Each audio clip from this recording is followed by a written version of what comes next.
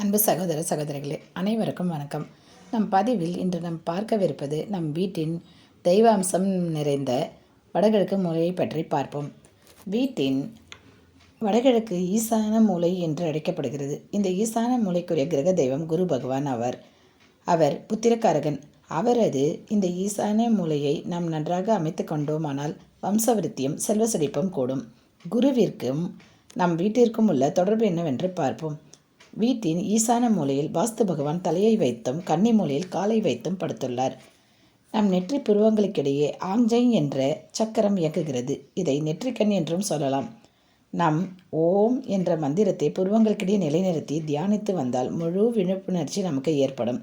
இந்த ஆங்ஜை என்ற சக்கரத்திற்கும் வீட்டின் ஈசான மூலை என்று சொல்லப்படும் வடகிழக்கு மூலைக்கும் தொடர்பு உண்டு.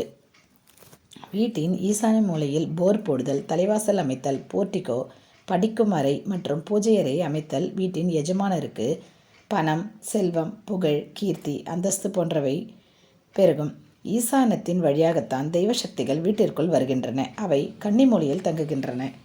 ஒருவருடைய ஜாதகத்தில் குரு ஆட்சியோ உச்சமோ பெற்றிருந்தாலும், மேஷ லக்னத்தில் 4ஆம் வீடான கடகத்தில் குரு உச்சம் பெற்றிருந்தாலும், லக்னத்திற்கு 4ஆம் வீட்டை குரு பார்த்தாலும் அல்லது 10இல் குரு இருந்தாலும் இவர்களுக்கு நல்ல வாஸ்து பலத்துடன் கூடிய லட்சுமி கடாட்சம் பொருந்திய மனை அமையும்.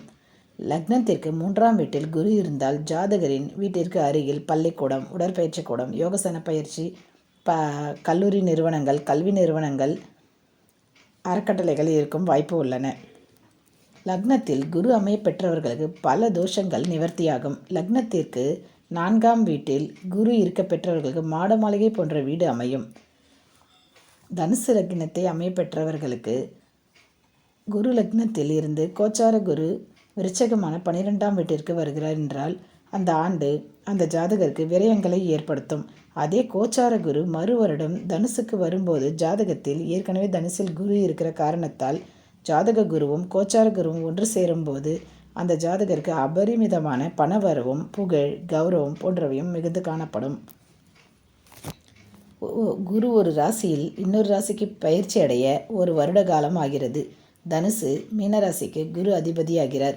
12 வருடங்களுக்கு ஒரு முறை குரு தன்னுடைய சொந்த வீட்டிற்கு வரும்போது கோச்சாரப்படி நல்ல பலன்கள் கிட்டும். மேஷம் முதல் மீன லக்னம் வரை உள்ள 12 லக்னத்திற்கும் ஜாதகத்தில் உள்ள குருவும் கோச்சார குருவும் ஒன்று சேரும்போது மிகப்பெரிய மாற்றங்கள் உருவாகும். நற்பலன்கள் மிகுந்து காணப்படும். வாழ்க்கையே திருப்புமுனையாக அமையும்.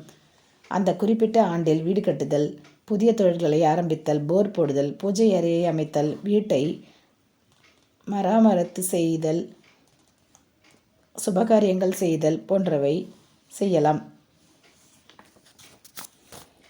ஒருவருடைய ஜாதகத்தில் குரு நல்ல நிலையில் இருந்தாலும் வீட்டை வாஸ்துப்படி அமைத்து கொண்டால் அவர் செல்வச்சீமானாக வாழ்வதல்லாது அவரது வம்சம் விருத்தியாகும். அவர்களும் செல்வச்செழிப்புடன் வாழ்வது உறுதி. ஈசான மூலையில் toilet, septic tank, water tank, master bedroom போன்றவற்றை அமைத்தோமானால் தலை சம்பந்தப்பட்ட நோய்கள் வரும். குழந்தைகளுக்கு அசௌகரியங்கள் ஏற்படும். ஆகையால் ஈசான மூலை கெட்டுப்போனால் பல நோய்கள் வரும். அதிகப்படியான பிரச்சனைகள் வரும். படிப்பு தடை மற்றும் தாய்க்கும் குழந்தைக்கும் வேறுபாடுகள் ஏற்படுதல் போன்றவை நிகழும். எனவே ஈசான மூலையை நாம் சுத்தமாகவும் வெளிச்சமாகவும் வைத்து கொள்ள வேண்டும். ஈசான மூலையில் வாசல் வைத்திருப்பவர்கள் ஈசானத்தை சுத்தப்படுத்தி மஞ்சள் கலந்த நீரை தெளிக்கலாம்.